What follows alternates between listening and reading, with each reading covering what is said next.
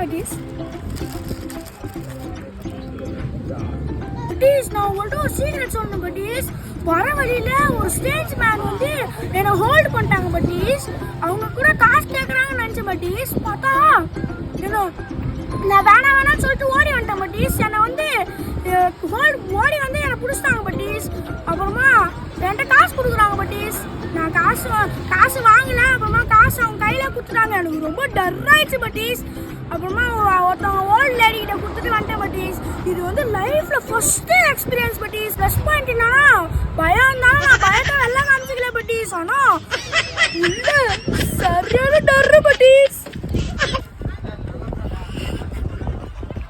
Bye buddies, until signing off, Irfan and Moms.